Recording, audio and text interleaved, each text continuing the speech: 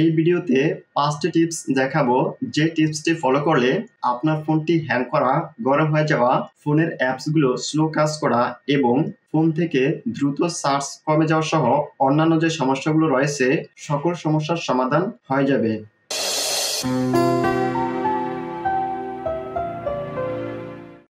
At first যেটি করতে হবে সেটি হচ্ছে আপনার ফোনের গুগল প্লে স্টোরটি আপডেট দিতে হবে এবং আপনার ফোনে যে সকল অ্যাপসগুলো রয়েছে সে অ্যাপসগুলোকে আপডেট দিতে হবে। গুগল প্লে স্টোরটি ওপেন করে নেবেন। এখান থেকে গুগল প্লে স্টোরের অ্যাকাউন্ট আইকনটিতে ক্লিক করবেন। এখন সেটিংসে ক্লিক করবেন। এখান থেকে অ্যাবাউটে ক্লিক করবেন। এখন এখান থেকে আপডেট প্লে স্টোর এটিতে ক্লিক করবেন। আপডেট প্লে স্টোরে ক্লিক করলে আপনার এই গুগল প্লে স্টোরটি আপডেট হয়ে যাবে। এখন এখান থেকে ব্যাকে চলে যাবেন। ব্যাকে আসার পর এখান থেকে আবার গুগল প্লে স্টোর অ্যাকাউন্ট আইকনটিতে ক্লিক করবেন। Then manage apps and device এটিতে ক্লিক করবেন।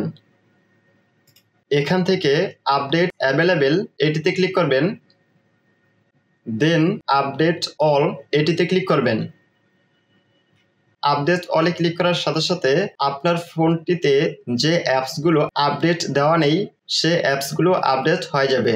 সেকেন্ড যে কাজটি করতে হবে সেটি হচ্ছে আপনার ফোন থেকে আপনি যে অপ্রয়োজনীয় অ্যাপসগুলো আনইনস্টল বা ডিলিট করেন সে অ্যাপসগুলো আপনার ফোন থেকে পুরোপুরিভাবে ডিলিট হয়নি।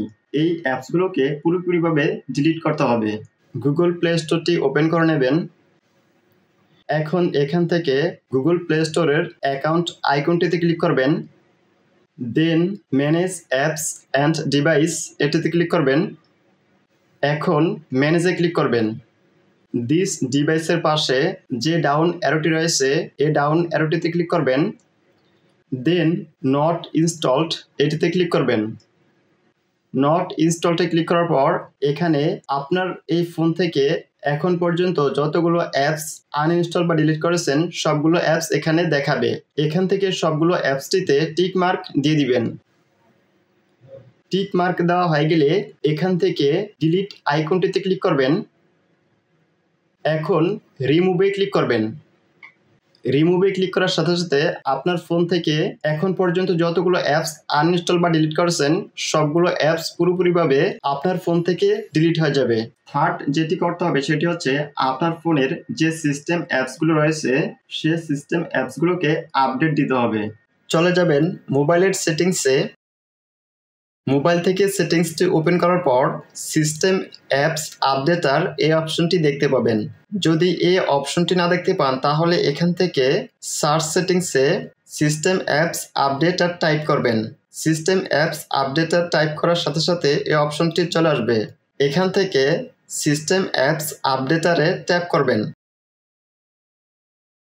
এখন এখানে আপনার ফোনের সেটিংসের যে সিস্টেমস অ্যাপসগুলো রয়েছে সে অ্যাপসগুলোর মধ্যে যেগুলো আপডেট দেয়া নেই সে অ্যাপসগুলো এখানে দেখতে পাবেন। এখান থেকে আপডেট অলে ট্যাপ করবেন।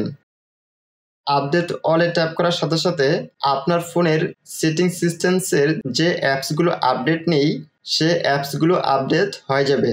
ফোর্থ যেটি করতে হবে সেটি হচ্ছে আপনার ফোনের ব্যাকগ্রাউন্ডে সারাক্ষণ কিছু অ্যাপস অটোমেটিক্যালি চলতে থাকে, এটিকে বন্ধ করতে হবে। মোবাইলে থাকা সেটিংসটি ওপেন করবেন। এখন একেবারে নিচে চলে আসবেন। এখান থেকে অ্যাপসটিতে ক্লিক করবেন। যদি এখানে এই অ্যাপস অপশনটি না পান তাহলে একেবারে উপরে চলে যাবেন। এখানে সার্চ বক্সে লিখবেন ম্যানেজ অ্যাপস। ম্যানেজ অ্যাপস লেখার সাথে সাথে ম্যানেজ অ্যাপস অপশনটি চলে আসবে। এখান থেকে ম্যানেজ অ্যাপসে ট্যাপ করবেন। এখন ব্যাকগ্রাউন্ড অটো স্টার্টে ট্যাপ করবেন। এখানে ব্যাকগ্রাউন্ড অটো স্টার্টের নিচে অনেকগুলো অ্যাপস অন রয়েছে। এই অ্যাপসগুলি মূলত আপনার ফোনটিতে সারাক্ষণ অটো প্লে হচ্ছে। এখান থেকে যতগুলো অ্যাপস অন রয়েছে সবগুলো অ্যাপসকে অফ করে দিবেন। এবং সর্বশেষ যেটি করতে হবে সেটি হচ্ছে আপনি আপনার ফোনের যে অ্যাপস বা ওয়েবসাইটগুলো ব্যবহার করেন সে অ্যাপস বা ওয়েবসাইটের একটি ডাটা আপনাদের ফোনের একটি সেটিংসে জমা হতে থাকে। এই ডাটাগুলোকে ডিলিট করতে হবে। গুগল ক্রোম বা গুগল অ্যাপসটি ওপেন করে নেবেন। এখন সার্চ বক্সে মাই অ্যাক্টিভিটি লিখে সার্চ করবেন। এখন এখান থেকে মাই অ্যাক্টিভিটিতে ক্লিক করবেন। মাই অ্যাক্টিভিটিতে ক্লিক করার পর এরকম একটি ইন্টারফেস দেখাবে। এখানে আপনি এ যাবৎকাল আপনার ফোনটি দিয়ে যত কাজ করেছেন সে কাজের একটি ডাটা এখানে রয়েছে। এখান থেকে ডিলিটে ক্লিক করবেন। এখান থেকে অল টাইম এটিতে ক্লিক করবেন। এখন নেক্সটে ক্লিক করবেন। এখন আবার ডিলিটে ক্লিক করবেন। ডিলিটে ক্লিক করার সাথে সাথে আপনার ফোনটিতে সার্চ হিস্ট্রির যত ডাটা রয়েছে সবগুলো ডাটা ডিলিট হয়ে যাবে। এখন এখান থেকে গট ইট এটিতে ক্লিক করবেন। আশা করি ভিডিওটি ভালো লেগেছে। ভিডিওটি দেখে যদি একটু উপকার হয়ে থাকে তাহলে ভিডিওতে একটি লাইক দিবেন, কমেন্ট করে জানাবেন এবং চ্যানেলটি সাবস্ক্রাইব করবেন।